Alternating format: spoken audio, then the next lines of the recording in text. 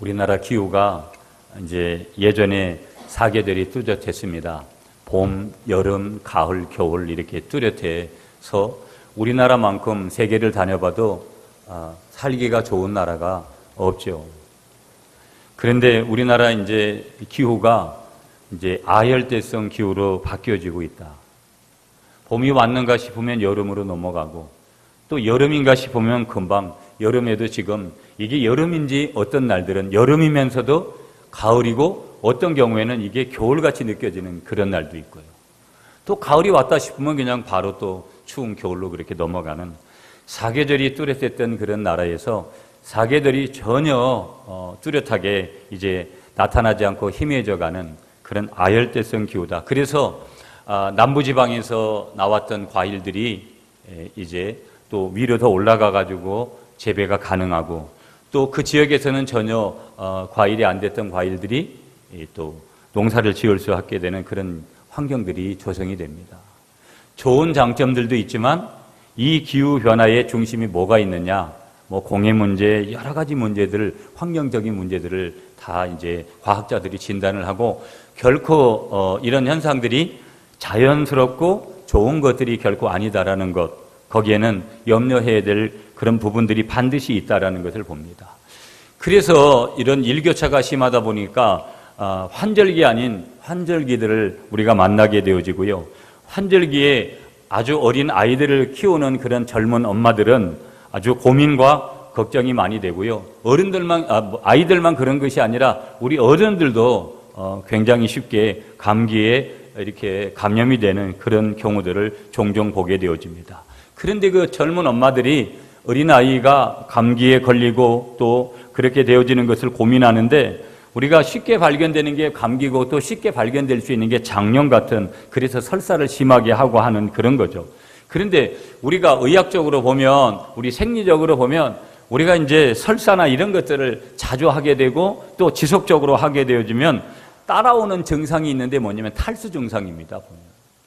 그래서 그때는 미지근한 물이나 따뜻한 물을 계속해서 어른들도 마찬가지고 어린아이들도 그렇게 먹어줘야 되는 것이죠.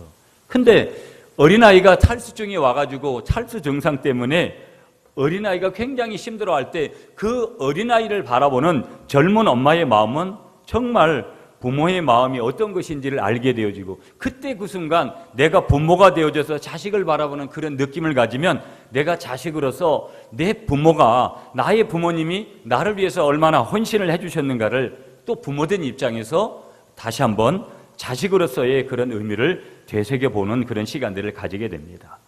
인생을 다 열심히 살려고 하죠. 열심히 안 살면 안 되는 시대에 우리가 놓여져 있습니다. 그런데 인생을 열심히 살아가는 사람들에게는 탈진이라는 반갑지 않은 손님이 찾아올 때가 있는 거예요. 무슨 얘기냐면 더 열심히 살려고 하는 사람들 속에 탈진, 영어로 말하면 번아웃인데요. 이 번아웃 현상이 찾아오게 되어진다는 것이죠. 이걸 교회 안으로 바운더리를 좀 가져오면 교회 안에서도 마찬가지라는 거예요. 정말 열정적으로 사역을 하는 분들 중에서 어느 날 탈진이 찾아와가지고 사역을 지속적으로 하는데 방해를 받게 되어지고 나중에는 신앙생활마저 힘들어지는 그런 경우들도 보게 되어지는 거예요. 여기에는 중직자들을 포함한 목회자들은 당연한 것이죠. 제가 계속해서 요즘 저희 고민을 얘기합니다. 뭔가 열심을 내야 되고 제 최선을 다해야 되는데 여러 가지 일들은 복잡하게 이렇게 오면서도 제 생각이 내가 어떻게 하나님 앞에 최선을 다할 건가? 그리고 하나님과의 어떤 친밀함 속에서 있어야 되는 걸까? 눈에 보이는 거, 뭐, 교회가 뚜렷하게 무슨 부흥을 하는 것도 아닌 거고, 뭐, 대단하게 어떤 제가 봤을 때도 막 자신감을 가져오도록 하는 그런 것들이 막 대단히 많이 있느냐? 그런 것도 아닙니다. 이 속에서 정말 내가 하나님 앞에서 어떤 모습으로 굳건하게 계속해서 서갈 것인가? 어떤 한편에서는 자신이 없는 마음도 사단이 주는 마음도 싹 올라올 때도 있고, 사람들을 바라보면 너무나 실망스럽고 할 때가 너무나 많을 때도 있고 환경을 바라보면 또 다른 핑계 없이 환경과 다른 사람이 탓할 필요 없이 내 자신을 바라보면 하나님 앞에서 너무 부끄러운 것들이 너무나 많은 것들이 이렇게 짚어지는 거예요. 어떻게 할까? 문제는 이미 답을 알고 있는 내용인데 내 힘으로는 어떻게 할 수가 없는 것이죠.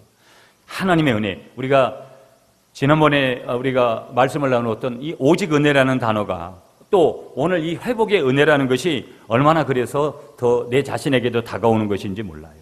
좀 전에 말씀드린 대로 탈진, 이 번아웃은요, 그 용어대로 말씀드리면 감당기 힘들 정도로 오랜 기간 동안 너무 많은 사람들과 너무 무거운 책임감에 짓눌려 소진하고 마는 뭐냐? 정서적 소진 현상을 갖다가 번아웃, 탈진이라고 얘기하는 거예요. 우리 한 번만 따라 하시겠습니다. 탈진은 정서적 소진입니다. 정서적으로 내가 소진된 상태를 뭐라 그런다고요? 탈진된 상태, 번아웃 상태라고 그렇게 얘기하는 거예요. 여러분, 이 탈진이란 번아웃의 용어를 갖다가 그 원인에 대해서 기계적인 설명을 한번 해드리면, 이론적인 설명을 해드리면 이런 거예요. 탈진은 형광등 아시죠, 여러분? 이 형광등이 다 파버려서 어느 순간에 가서 퍽 하고 꺼지면서 주위가 어두워진 것 같은 그런 현상을 얘기하는 거예요. 여러분, 이 형광등이 어느 날 수명이 다 돼가지고 퍽 하고 꺼져버렸다. 그래서 모든 주위가 완전히 어둡게 되어지는 그런 현상. 그걸 뭐라고요? 탈진이라고 얘기한다는 거예요. 번아웃. 어떻게 보면 다 따라가지고 마모가 된 현상, 과열이 돼가지고 너무 지나친 열이 올라와가지고 과열 상태에서 폭발하는 그 현상, 그게 뭐라는 거예요? 탈진이라는 거예요.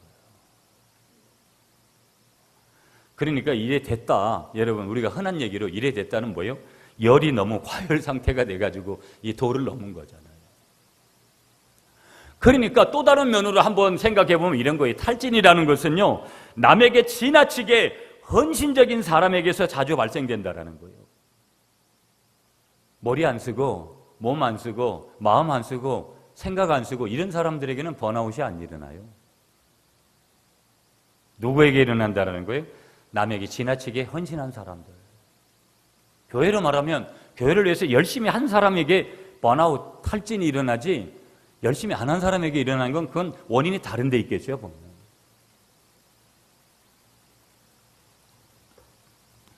그러니까 탈진은 말 그대로 설명을 해보면 이런 거예요.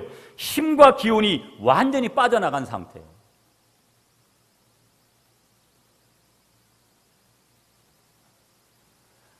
네, 여러분, 요즘 여름이니까 다 힘들잖아요, 여름은. 여름은 난다라는 게. 그래서 며칠 전에도 이제 말복인데, 뭐 우리가 초복, 중복, 말복 이런 걸 따라가지고 뭘 살아갈 필요는 없지만, 우리 조상들이 왜 그런 절기를 만들었는지를 생각하면 다 이유가 있는 거예요. 초복에 뭘 먹고 중복에 뭘 먹고 말복에 뭘 먹느냐, 이런 게 그냥 아무 이유 없이 생겨난 게 아니라는 거예요. 인체에는 사이클이라는 게 있습니다, 여러분. 항상 컨디션이 좋으면 얼마나 좋겠어요. 우리의 인체의 몸의 사이클만 있는 것이 아니라 우리의 정신적인 사이클이 있고 영적인 사이클이 있어요. 매일 성령 충만하면 얼마나 좋겠어요. 깨어있으라고 성경이 말씀하고 있지만, 여러분, 저는 열왕기상 19장의 말씀을 참 제게 다가오는 경우들이 참 많아요. 한동안도, 지금도 여전히 하나님이 저에게 주시는 은혜들은 과분해요. 그런데도 여러분, 제가 여러 가지 얘기를 해요. 여러 가지, 엘리야가 열왕기상 19장에서 로뎀나무 아래에서 자기가 죽기를 원했던, 그러나 하나님께서 물과 고기를 공급해 주시는 은혜를 갖다가 받는 이 장면이 어떤 것인지가 생생하게, 리얼하게 그렇게 저한테 다가와요. 인간은 금방 하나님의 은혜를 체험하고 금방 하나님의 은혜를 고백하고도, 엘리야가 갈멜산상에서 850대 1로 싸워서 엄청난 불의 사람이 되어져서 그렇게 되어져도 한 장을 넘어가서는 로뎀나무 밑에서 하나님 앞에 죽기를 소원해요. 이게 인간의 사이클이 사이클. 매일 좋은 날들만 있으면 얼마나 좋겠어요.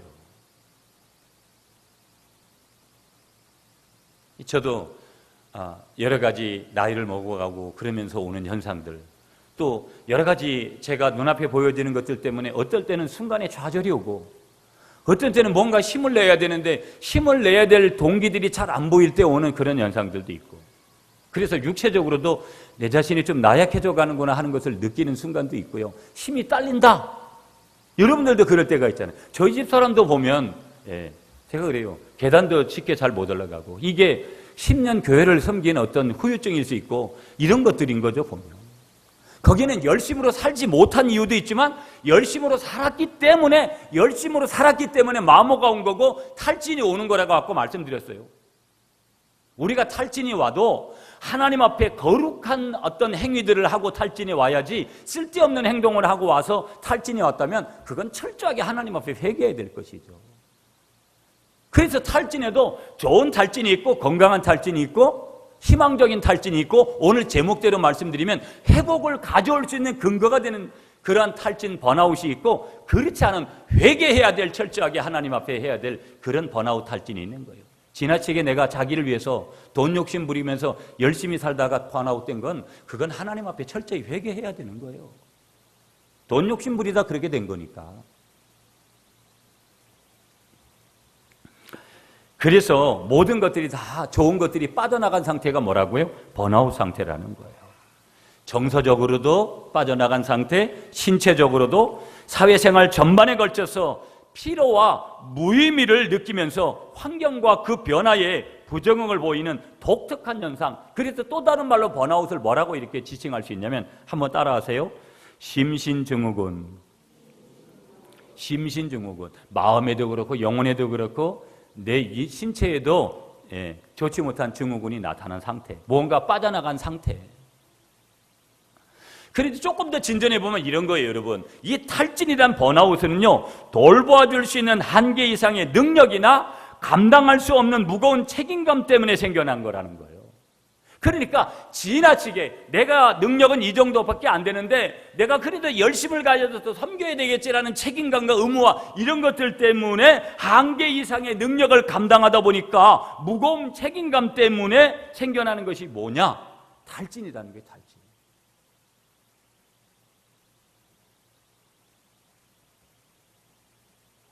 그래서 대개의 경우 이 탈진의 원인을 뭐라고 의학적으로 진단하냐면 스트레스죠. 스트레스의 결과로 그렇게 된 거다. 그럼 스트레스를 가져온 원인이 뭐냐, 이런 것들을 또 추적하면 나오겠죠. 그러니까 스트레스를 받지 말아야 된다. 선생님들이, 의사 선생님들이 그렇게 계속 말씀해주고 우리 그걸 알아요. 다 알아요. 스트레스 많이 받으면 잘못된다라는 거. 그러니까 어떻게 보면 탈진도 그런 과한 스트레스를 받기 때문에 마지막에 이제 우리에게 도달하게 되는 것이죠. 여러분 보세요. 우리가 이제 살다가 스트레스가 심하잖아요, 보면. 스트레스 안 받는 사람이 없잖아요. 이 스트레스가 심하면 올바로 이해하는 능력이 떨어집니다. 판단 능력이 저하됩니다. 그래서 어떤 때는 유치한 행동을 하는 거예요. 얼라 같은 행동도 하잖아요. 우리가 스트레스를 많이 받으면요. 타인과의 올바른 관계가 힘들어지는 거예요. 항상 신체적인 리듬을 보면 피곤합니다. 그리고 내면적인 상태를 보면 우울증에 빠지기 쉽고 건강이 악화되는 거예요. 그 순간에. 스트레스를 많이 받는 순간에 사람이 우호적이지 못합니다. 냉소적이 됩니다. 환멸감을 느끼면서 심지어는 자기를 비하하는 거예요. 자기를 비하하는 거. 그런데 쉽게 빠지게 된다는 것이죠. 요걸 우리 신앙인들로 가져오면은요, 신앙인들이 이런 상태에 빠지면 영적으로 반드시 침체하게 되어지고요, 하나님과 나와 나 자신, 나와 세상과의 관계가 일시적으로 단절이 된다든지 아니면 왜곡되는 그런 단계로 반드시 진전되게끔 돼 있어요. 영적으로 건강하지 못한 거지. 전인이 건강하지 못한 거예요. 이 탈진을 한마디로 표현하면은요, 너무 높이 오르는 데서 그런 위험이 오는 거예요. 내가 뭔가를, 내 한계를 자꾸 뛰어넘어가지고 뭐를 하려고 하는, 너무 높이 오르는 데서 오는 위험. 이게 탈진이라는 게, 번아웃이라는 게. 그래서 생겨난 우리 속담이 뭐예요? 뱁새가 황새를 따라가면 다리가 찢어진다. 자기 한계는 이건데 자꾸 무리하게. 여기서 우리 신앙인들은 내려놓는 게 중요한 거예요. 여러분, 항상 목회도 마찬가지입니다. 우리 교회가 어디까지 부흥하고 말 거냐, 그건 주님만이 하시는 거거든요. 그런데 중요한 것은 우리 분량이 그 정도밖에 안 되면 하나님이 그 정도밖에 안 주는 거예요. 이 한인선 목사의 분량이 그 정도밖에 안 되면 거기까지밖에 안 주시는 거예요. 그걸 인정하고 받아들일 수 있는 이 고백이 얼마나 우리에게 중요한지 몰라요. 무리하게 뭔가를 자꾸 벌리려고 하는 거, 그건 무책임한 거예요, 어떨 때 보면. 뱁새가 황새를 따라가면 다리가 찢어진다. 이 말의 뜻은 뭐냐면요, 힘겨운 짓을 하면 해롭게 된다, 이런 뜻이거든요. 그래서 여러분, 오늘 탈진의 얘기, 이 단어를 계속 설명하고 있는데, 탈진은 변화를 위한 노력을 계속하던 끝에 실패했을 때 찾아오기도 하지만, 중요한 것은 실패했을 때도 찾아오기도 하지만 임무를 완수한 직후에 찾아오기도 하더라는 거예요. 모든 목적을 달성한 이후에, 엘리야 얘기를 드렸어요, 여러분. 열왕기상 18장에 850명의 우상을 섬기하는 사람들과 하나님이 그에게 불을 내리는 놀라운 기적을 체험한 이후에 그에게 번아웃이 찾아오더라는 거예요. 여러분, 페이스 조절을 한다, 이 단어가 얼마나 중요한지 몰라요. 왜? 내가 어떤 목적을 달성하고 나서도 더 지나친 이런 문제, 번아웃의 현상이 올 수 있기 때문에.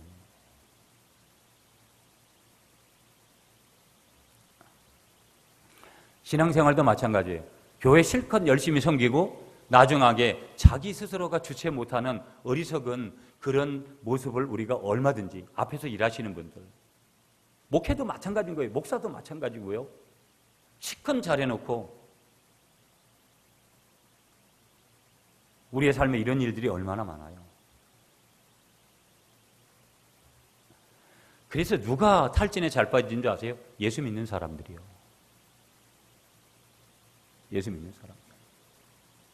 그 이유가 뭐냐면, 우리는, 예수 믿는 사람들은 이상주의예요. 더 나아가면 초자연주의자적인 어떤 그런 영적 세계라는 게 그런 거잖아요.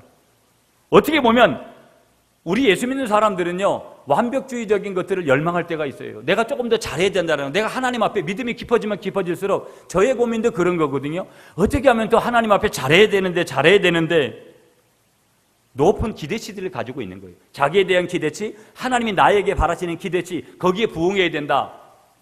어떤 때는 담임 목사님이 바라는 어떤 기대치, 이 기대치들이 높은 거예요. 다른 말로 표현하면 뭔지 아세요? 내가 축복을 받고 싶어하는 열망들이 얼마나 강한지 몰라요. 그래서 그게 지나쳐서 기복주의로 가잖아요. 그리고 더 나가서 이렇게 분석을 해보면, 남을 돕는 직업에 종사하는 사람들이 대부분 탈진 상태에 잘 빠진다는 사실을 우리가 인식을 해야 되고요. 교회에서 좀 전에 말씀드린 대로 교회에서 섬기는 그룹에 있는 그 사람들, 성도들 중에서 많이 찾아온다는 거예요.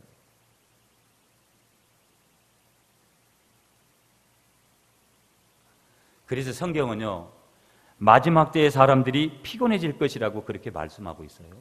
마지막 때는 우리 그리스도인들이 피곤할 거라는 거예요. 너무 피곤해요. 사실은 우리 사회를 보면 너무 피곤해요. 정신이 없어요. 실시간 여러분 인터넷을 검색해서 여러 가지 내용들을 조금만 분석해도 너무나 이걸, 그렇다고 아무 생각 없이 살기도 가만히 내버려두는 세상이 아니고. 바울은 갈라디아서 6장 9절에 우리가 선을 행하되 낙심하지 말지니 피곤하지 아니하면 때가 이름에 거두리라, 그렇게 말씀하면서 영적 탈진 상태를 이겨 나아가야 함을 역설하고 있습니다. 그럼에도 불구하고 오늘 우리 속에 뭐예요? 그럼에도 불구하고 이런 탈진이 와서도 이겨내야 되고, 이런 탈진이 빠지지 않도록 조심해야 되고, 이런 탈진이 와 있는 사람들을 보면 중보기도해야 되고, 이런 탈진 속에 있는 사람들을 우리가 구원해야 될 책임이 누구에게 있느냐? 저와 여러분들에게 있는 줄 믿으시는 여러분들이 되시기를 축복합니다. 아멘이십니까? 할렐루야. 무슨 얘기냐? 다른 얘기를 하면 모든 사람들은 다 회복이 필요하다라는 거예요. 한번 따라하겠습니다. 모든 사람은 회복이 필요합니다. 그래서 여러분, 오늘 본문을 통해서 회복의 은혜다, 이런 제목을 드리면서 회복의 은혜로 가는 길을 여러분에게 잠시라도 말씀을 통해서 안내를 하려고 합니다. 여러분, 본문을 잠깐 터치하고 갈게요. 오늘 본문 보면 하나님의 음성에 우리가 한번 좀 귀 기울여서 경청을 한번 해보면, 하나님께서는 이스라엘 백성들을 향해서 그들을 회복시켜 주시겠다 약속을 지금 하고 계세요. 그런데 여러분, 한 가지 기억을 좀 하셔야 돼요. 기억해야 될 사실이 뭐냐면, 왜 이들에게 회복이 필요한 것인지를 먼저 본문 우리가 읽었던 14절, 13절까지 말씀을 통해서 확인해 봐야 되는데, 왜 이들의 문제가 되어졌느냐? 이스라엘 백성들의 탈진한 원인 한 가지를 13절까지 해서 말씀하고 있는데, 그 한 가지가 뭐냐면 우상 숭배한 거예요. 우상숭배했기 때문에 탈진에 빠진 거예요. 여러분, 오늘 우리가 왜 탈진에 빠질까? 하나님 앞에서 내가 열심히 사역을 열심히 했기 때문에 번아웃 된 거라면 하나님이 반드시 그거 회복해 주는 거죠. 그건 영광이에요, 영광. 그런데 이 말이 굉장히 중요한 거예요. 내가 우상숭배라는 단어는 자기를 위해서 살아가는 거, 끝까지 어떤 이런 모든 것들이 다 포함되는 거예요. 그건 자기 우상화를 만든 거니까. 한마디로 여기 우상숭배의 영역은 어마어마한 그런 종류들이 있는 것이죠. 그래서 한 단어로 그냥 우리가 정리를 해보면 우상숭배했기 때문에 결국은 번아웃이 온 거예요. 이스라엘 백성들에게 탈진이. 그런데 문제는 뭐냐면 하나님께서는 이사야 선지자를 통해서 그들을 향해서 그래서 심판을 경고하시는 거예요. 너희들 이런 식으로 우상숭배하면 너희들 심판할 것이다. 그리고 하나님은 심판만 하시는 분이냐? 그러면 이건 복음이 아니에요. 복음은 뭐냐면 반드시 살 수 있는 길을, 회복의 길을 열어주는 거예요. 이게 복음인 거예요. 아멘이십니까? 그래서 14절의 말씀을 보면은요, 회복의 작업을 하나님께서 시작하시겠다 14절에서 말씀하시는 거예요. 그가 말하기를 도두어 길을 수축하여 내 백성의 길에서 거치는 것을 제하여 버리리라 하리라. 거치는 것들, 마음속에 거치는 것들, 영적으로 거치는 것들, 모든 것들 그렇게 할 거다. 15절에 통의하고 겸손한 자에게 동행해 줄 거다 내가. 16절부터 18절에 선민에 대한, 택한 백성에 대한 징계를 중지하고 그들을 위로할 거다. 위로를 약속하고 있고요. 19절부터 마지막 오늘 본문의 마지막 21절에서 선민, 택한 백성들의 회복을 말씀하시면서 의인과 악인의 엄정한 구분을 선언하시는 거예요. 그건 의인에게만 해당되는 것이 마지막까지 악인의 자리에 있는 자들에게는 이런 회복을 약속하지 않고 있어요. 한마디로 의인에게 회복이, 한마디로 하나님의 자녀에게 주어지는 것이 바로 회복이다. 회복. 그러면 우리가 여러분 두 번째 질문은 이런 질문을 해야 돼요. 뭐냐면 내가 가진 문제의 원인이 뭐냐? 탈진의 근본 원인이 뭐냐? 자, 오늘 본문으로 가서 15절 말씀을 읽겠습니다. 15절 시작.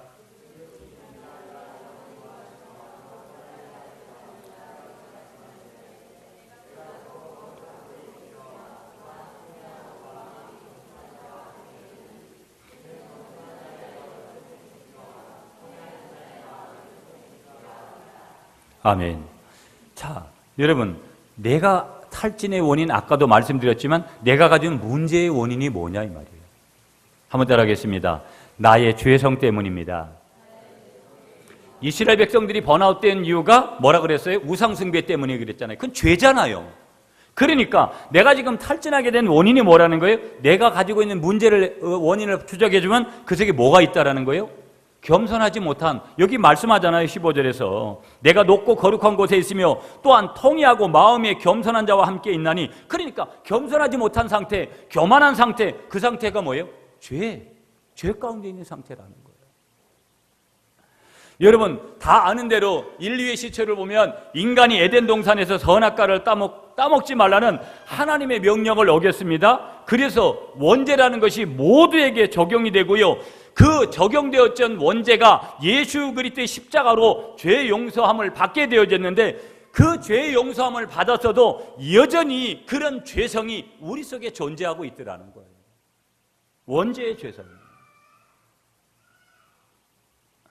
이런 나의 죄성이 나를 온갖 문제에 빠뜨리고요, 여러분의 죄성이 여러분을 온갖 문제에 빠뜨리게 되더라는 거예요. 그래서 죄성은요, 우리가 상처를 받았을 때 상처를 낫게 하는 것이 아니라 잘못된 방식으로 반응을 해서 오히려 상처를 악화시키는 그런 곳으로 우리를 인도하더라는 거예요.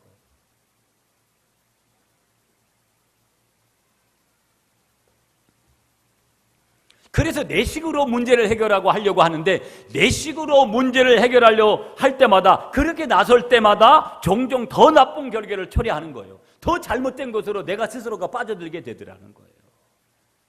잠언 14장 12절에 말씀을 주십니다.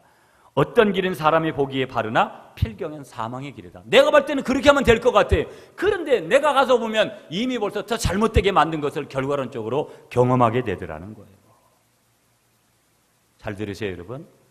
모든 인간은요, 이 죄성, 즉 잘못을 저지르는 욕망을 가지고 인생을 살아가고 있고 살아갈 수 있다라는 것을 지적하고 있고요. 더 나아가서 저와 여러분들 그리스도인은요, 천국에 가기 전까지 죄성을 버리기가 쉽지 않다라는 거예요.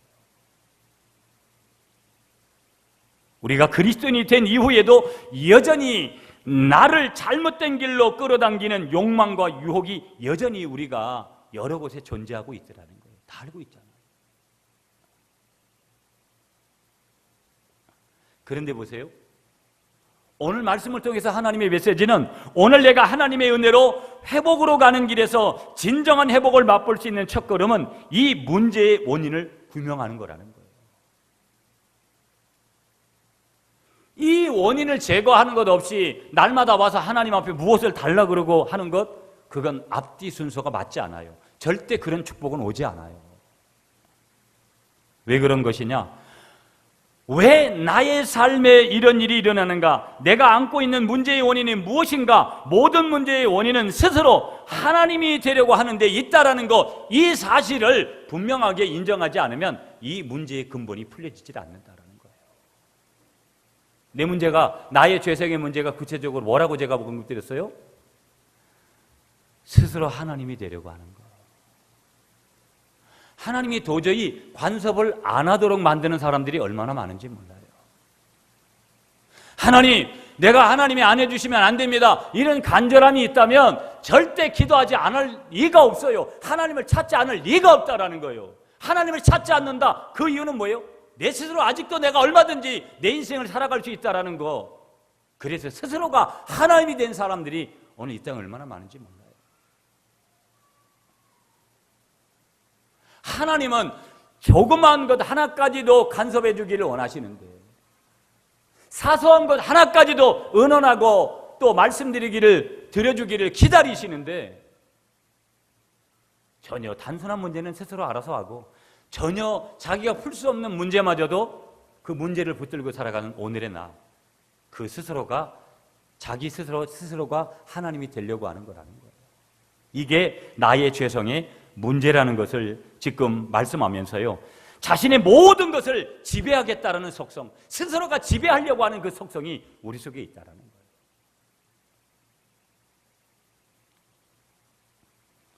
여러분 보세요. 불완전한 사람일수록, 영적으로 건강하지 못한 사람일수록 지배하려는 속성이 강합니다. 하나님의 역할을 가로채는 거예요.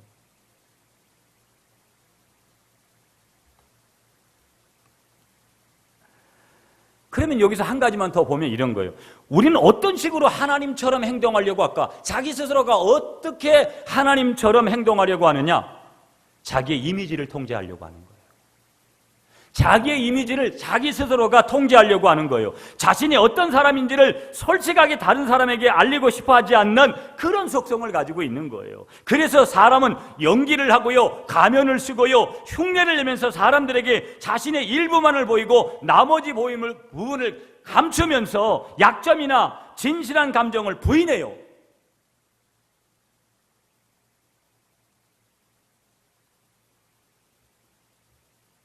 내가 어떤 사람인지를, 또 더더군다나 부정적인 영역에 대해서는 내가 이렇게 부족한 사람입니다, 이렇게 말하기를 항상 두려워하는 거예요. 그러니까 기도 제목들을 쉽게 내놓지를 못하는 거죠. 내 치부가 드러날까 봐. 또 근본적으로 인간의 모습 속에는 왜 그런 이유가 있냐? 내가 이런 얘기를 했을 때 상대방이 나를 좀 좋아하지 않을 것 아닐까? 상대방이 나를 좀 이상하게 보지 않을까? 공경에 빠질까? 그런 것들이 두려워서 그걸 감추려고 이미지를 조작한다라는 거예요. 그래서 하나님처럼 행동하려고 해요. 두 번째, 다른 사람을 통제하려고 해요. 이제는 자기 통제를 넘어서 다른 사람까지. 시간이 많이 없기 때문에 제가 이 부분은 말씀드리지 않을게요. 다른 사람을 통제하려고 해요. 세 번째 나타나는 거 뭐냐? 우리들 문제를 통제를 하고, 우리 전체적인 공동체의 문제를, 교회에 와가지고 자기가 간섭하지 않아야 될 부분까지 막 간섭하려고 드는 거예요. 내가 해결할 수 있어, 별 문제 아니야, 이런 식으로 모든 것들을 자기가 뭐든지 가서 거기 껴가지고 우리들 문제까지도 해결하려고 하는 거예요. 직장 가서도 마찬가지인 현상들을 보이겠죠. 네 번째, 어떤 현상을 보이냐면요, 우리의 고통을 통제하려고 하는 거예요. 고통마저도, 다른 사람의 고통마저도 그거를 갖다가 통제하려고 해요.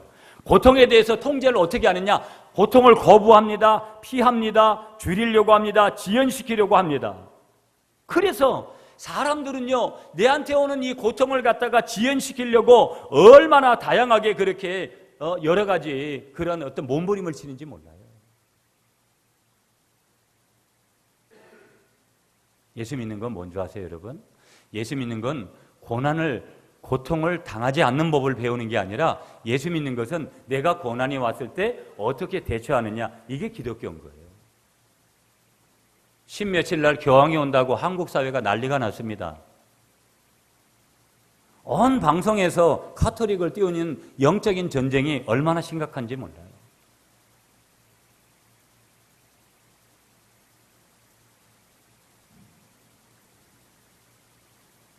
우습게 볼 수 없는 현상들이 오늘 우리 사회에서 얼마나 크게 일어나고 있는지 모른다라는 것이죠.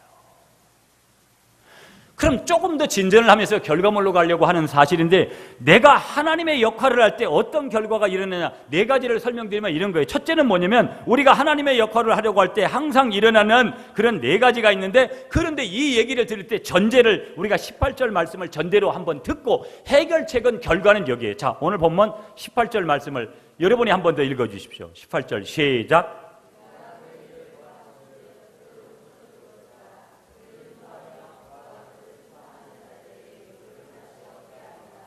아멘. 여러분, 전제가 뭐냐면 내가가 아니라 하나님이 고쳐주신다라는 거예요. 하나님이 회복시켜주신다는 이 전제를 가지고 하나님의 역할을 내가 할 때, 지금 문제 진단을 계속하는 거예요. 할 때 더 나타나는 현상 네 가지를 지적하면, 첫째는 뭐냐면 두려움이에요. 두려움. 내가 두려움을 느끼고 있는 영역이 바로 뭐냐? 하나님의 역할을 내가 대신하려고 하는 그 일어나는 현상 네 가지 중에 한 가지가 그런 거라는 거예요. 내가 모든 것을 통제하려고 할 때 우리 속에 뭐가 나타난다는 거예요? 두려움이 나타나는 거예요. 아담은 뭐라 그래요? 창세기 3장 10절에서 이렇게 고백합니다. 내가 벗었으므로 두려워하여 숨었나이다. 내가 하나님처럼 되려고 해서, 내가 죄를 지었기 때문에 찾아오는 현상, 하나님처럼 하나님의 역할을 대신했기 때문에 뭐가 왔다라는 거예요? 두려움이 온 거예요. 왜 우리 속에 두려움이 온 거예요? 하나님이 그걸 허락하지 않는데 스스로가 하나님이 되려고 했기 때문에 결국은 그런 두려움이 저와 여러분들에게 찾아온 거예요. 목사에게도 장로에게도 누구에게든지 직분이 상관없이. 두 번째, 하나님의 역할을 할 때 생겨나는 것이 뭐냐? 좌절입니다. 좌절. 이 좌절은 뭐냐면, 온 세상을 통제하려고 달려들면 결국 좌절에 빠지는 거예요. 내가 뭘 다 해야 되는 거예요. 완벽하게 해야 되는 거예요. 여러분, 우리가 뭐 가게 같은 데 보면 두더지 게임 아시죠? 두더지 이렇게 방망이 가지고 팡팡 치는 거. 그 두더지 게임을 보시면요, 튀어오르는 두더지를 때려 잡는 순간 반드시 오는 현상이 뭐예요? 또 다른 두더지가 튀어오르도록 그 원리가 만들어진 거예요.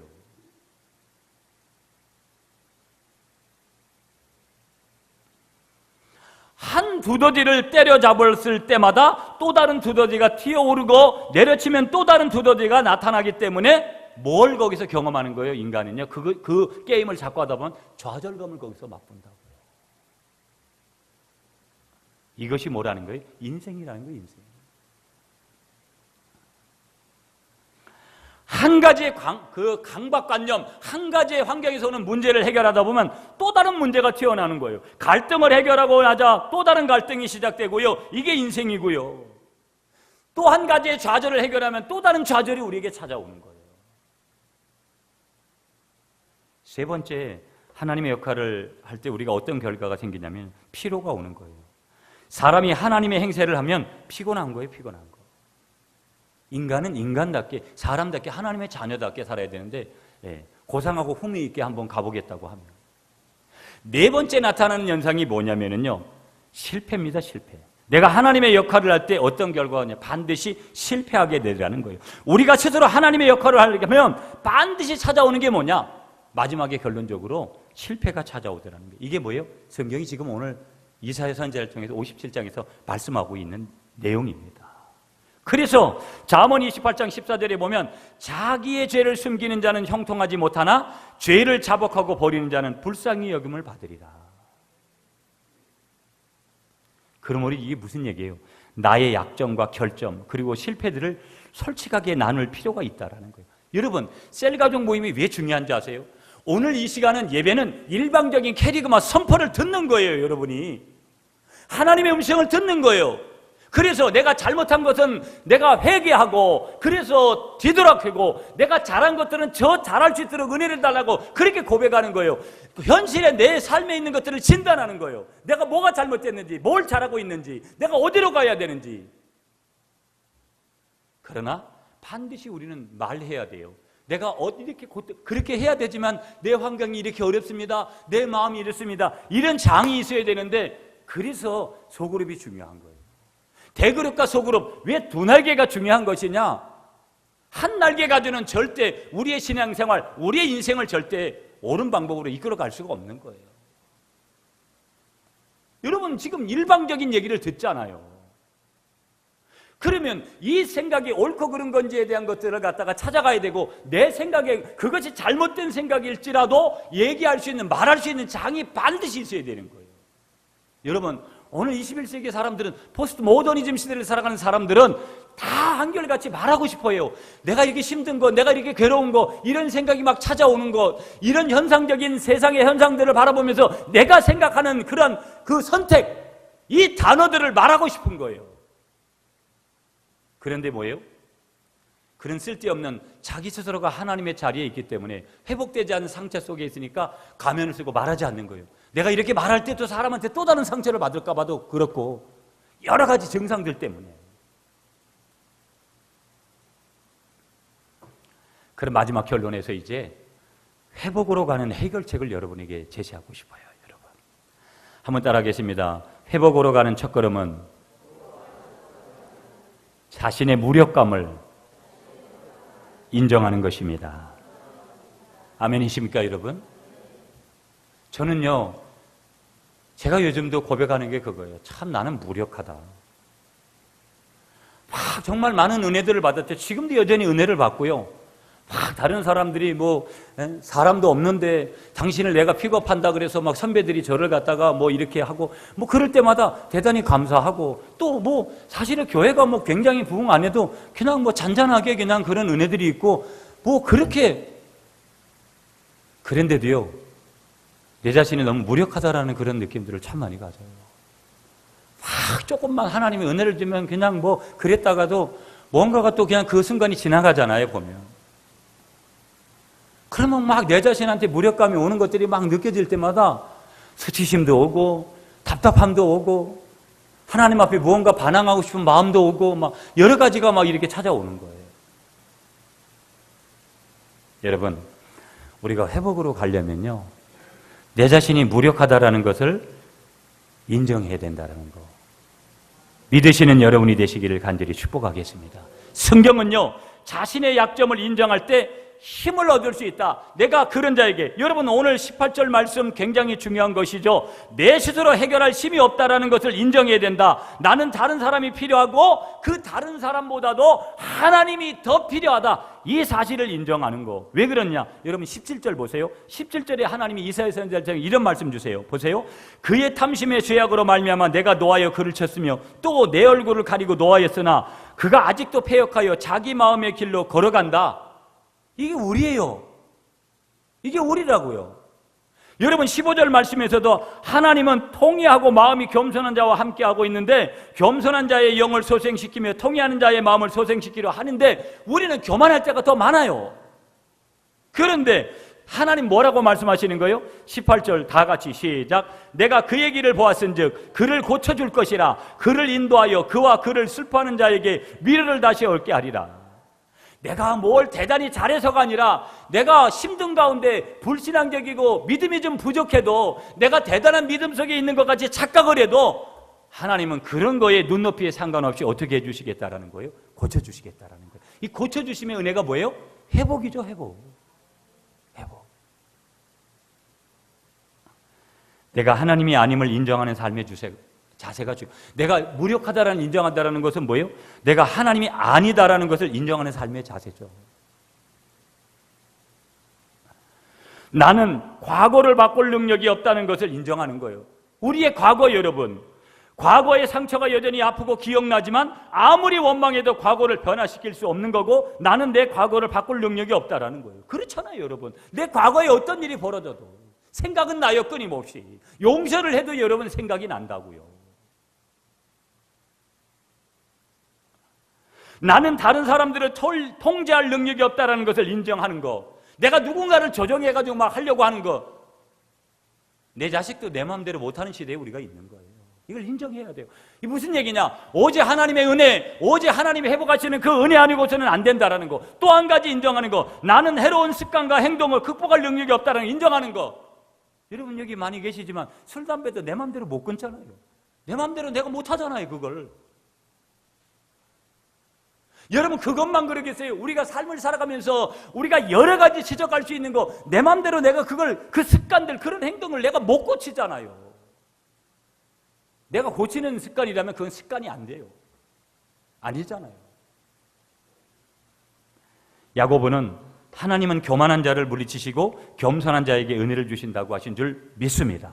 오늘 본문에도 15절 말씀에 하나님은 통회하는 마음이 있고 겸손한 자에게 뭐 하신다? 함께 하신다고. 함께 하신다. 임마누엘. 도와주시기도 하고 능력도 주시기도 하고 은혜도 주시기도 하고 누구에게? 겸손한 자에게. 교만해가지고 우리가 하나님의 은혜는 받을 수가 없는 것이죠. 아멘이십니까 여러분? 내가 원하고 하나님께서 원하시는 변화를 내 삶에 이루도록 하나님께서 주시는 능력의 은혜, 나의 삶 속에서 상처들, 장애들, 혼돈, 문제를 우리가 극복하려면 반드시 와야 될 게 뭐라는 거예요? 하나님의 은혜가 필요한 줄 믿으시는 여러분들이 되시기를 간절히 축복하겠습니다. 그 은혜의 한 가지 비결이 뭐냐? 겸손이라는 거죠. 겸손한 자에게 하나님은 회복시켜 주시고, 물론 겸손하지 아니할 때도 하나님은 겸손하게 만들어서 회복을 시켜 주신다고 약속하고 있는 것이죠. 왜? 이스라엘 백성, 택한 백성들, 선민들을 그렇게 지금 하시는 거예요. 말씀을 이제 결론을 드리면서 이제 맺을게요, 여러분. 날씨 때문에도, 환경 때문에도, 여러 가지 이유 때문에도 우리가 힘들고 인생을 살아가는 것이 어려울 때도 있어요. 앞으로 그런 날들이 마지막 때이기 때문에 더 많이 있을 거라고 생각해요. 공동체든 개인이든, 영적인 자리든 영적이지 않은 자리든 우리는 넘어질 때가 있고 힘들어할 때가 있고 죄를 지을 때도 있어요. 하나님을 너무 힘들게 할 때도 있고 사람을 너무 힘들게 할 때도 있어요. 그럼에도 불구하고 하나님 우리에게 보너스 팁을 주시는 거예요. 언제든지 회복의 은혜를 주시겠다라는 거예요. 이 회복은 은혜예요. 그래서 기독교는 또다시 일어날 수 있는, 성경이 그래서 618번이나 일어나라 일어나라 일어나라. 목회를 하다가도 여러분 목회가 안 되는 것 같아도 다시 일어나서 달려가야 돼요. 내가 직업적으로 직장 생활을 하다가도, 내가 가정 생활을 하다가도, 학생은 공부를 열심히 하다가도, 좌절의 자리에, 절망의 자리에, 힘든 자리에, 고통의 자리에 있다가도 다시 일어나야 되는 거예요. 왜? 세상 사람들은 나에게 회복의 은혜를 절대 베풀어 주지 않아도 전능자이신 그분은 나에게 베풀어 회복을 주시겠다고 뭐하기 때문에? 약속을 주시기 때문에. 여러분, 이 약속을 붙들고 회복의 은혜를 가시고 이 여름을 달려가시면서 다가올 가을을 준비하고 겨울을 준비하는 여러분이 되시길 간절히 축복하겠습니다.